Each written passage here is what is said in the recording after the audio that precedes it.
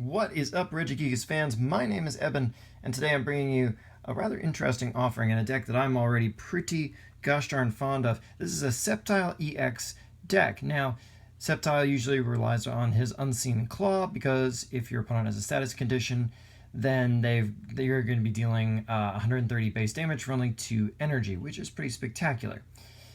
So that's our main attacker in this deck, and as usual, he's going to get combined with Ariados, because Ariados can poison, which is another 10 damage, and Sceptile is immune to the poison from Ariados, so that's pretty amazing.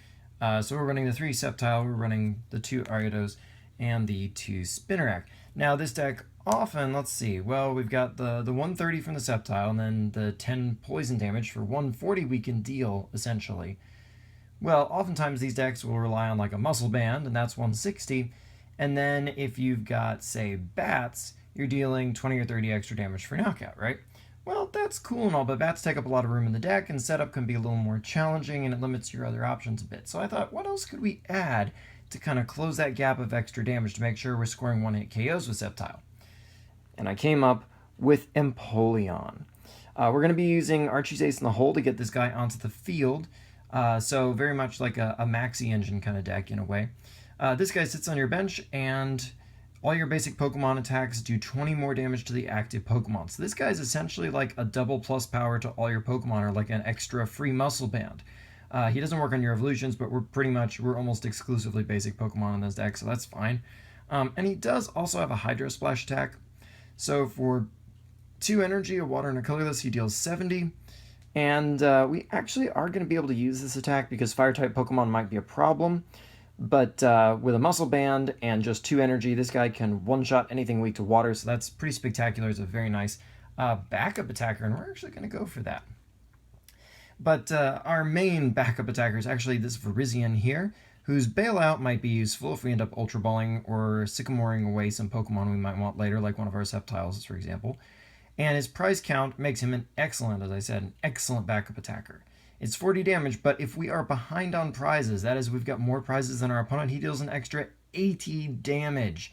So that's 120 damage when we're behind, just for 2 energy, which is pretty spectacular. And that can already one-shot Shaman EX, and when you think about Empoleon boosts and muscle bands, well, and Ariados, it's not hard to imagine him one-shotting EXs as well. Now, speaking of Shaman, we do run 2, because he doesn't take up much room, and he draws us up to 6 instead of 5, so he just kind of makes more sense than Octillery in this deck, for sure. And we can also boost him with Empoleon if we absolutely have to kind of Sky Return him for a little extra damage, so why the heck not? And our last Pokemon, we are opting for 1 copy of the Theta Stop Celebi. This promo can be nice if we get a little behind on prizes, and Sparkle Motion's interesting, but basically its ability makes it to where if he gets knocked out, you get a coin toss chance of your opponent not taking a prize for the knockout, and he saves all the cards attached to him and shovels them back into your deck.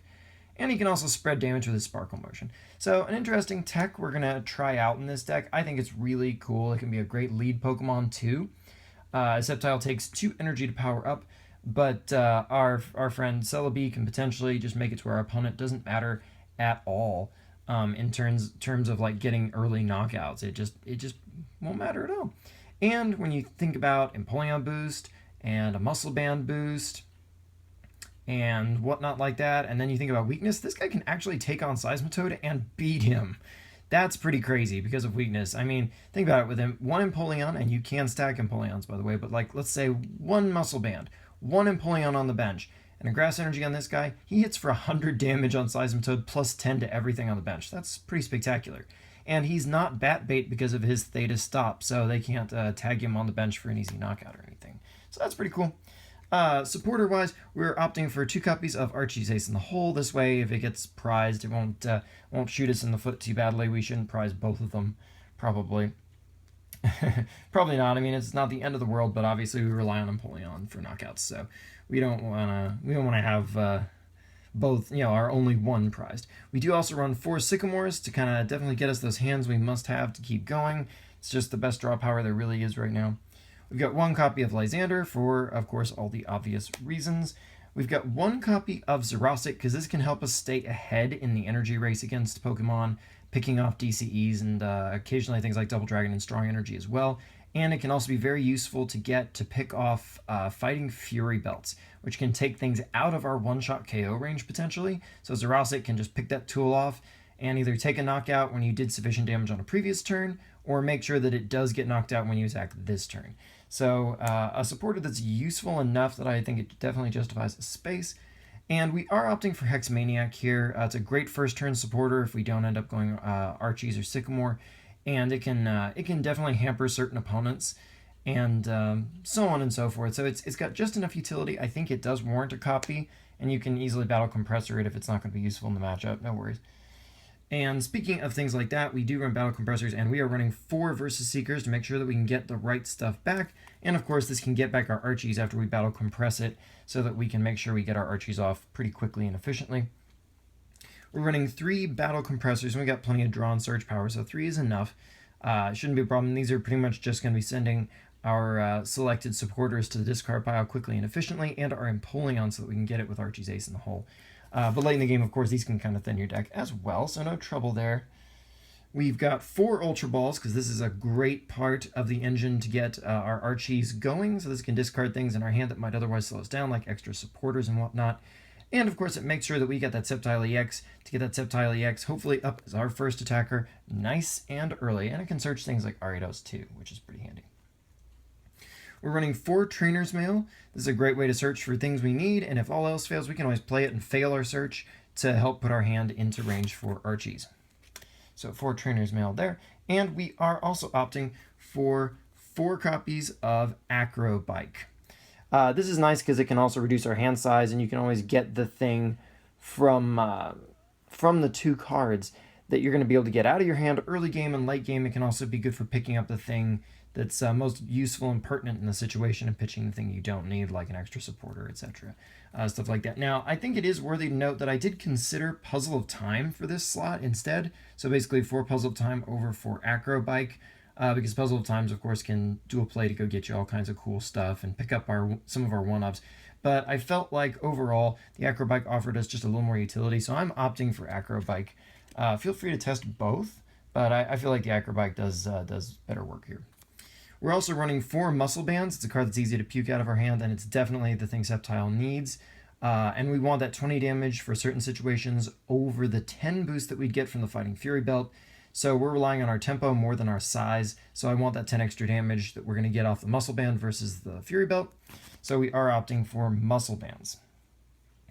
We've also got 1 copy of Town Map. It's a card we can easily play out of our hand more than anything, but it can also make sure that successive turns we've got what we need, because we can cherry pick the prizes we want and kind of maintain that tempo, because this deck is very much about tempo. We get 2 copies of Forest of Giant Plants. It's a nice thing to drop down to get Ariados up quickly, and it can be a counter stadium, but we don't really need a stadium very badly, so we're only running 2.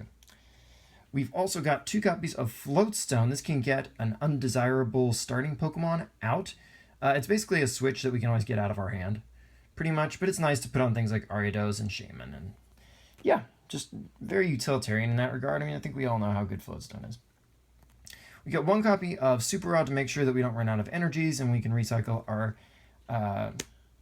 Sceptiles and potentially Ariados components to make sure that stays online. And our last item, we are running 1 Target Whistle. It's a nice card we can play out, and combined with our Lysanders or Versus Seeker for Lysanders, it can help us do things like pick off Shamans in decks that otherwise don't have EXs to get some quick surprise prize cards from our opponent. And last but not least, our energies. We are opting for 7 Grass Energies, and that's really all we got. We go through our deck pretty quickly, and our Pokemon are unspeakably inexpensive on attack costs, really. And we do run 1 Water Energy. We're not likely to need to attack with Empoleon, but we can if we need to. And since Sceptile needs 1 Grass and 1 Colorless Energy in a lot of matches, this will just be the second energy on a Sceptile, and it won't matter whether it's a Water or a Grass anyway.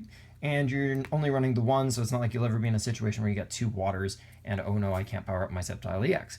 So it's just offering us a nice alternative attack, and like I say, Fire types can be a little problematic, so that can help pick them off, and Ho-Oh EX, the colorless mon, is also weak to water. So that's a nice extra utility for Empoleon, makes him not a dead thing, and also not something that your opponent can easily Lysander up, and then you're kind of in a bad spot. So Anyway, that is the deck. Like, comment, subscribe. Check me out on Twitter. My link is below, and I will see you next time.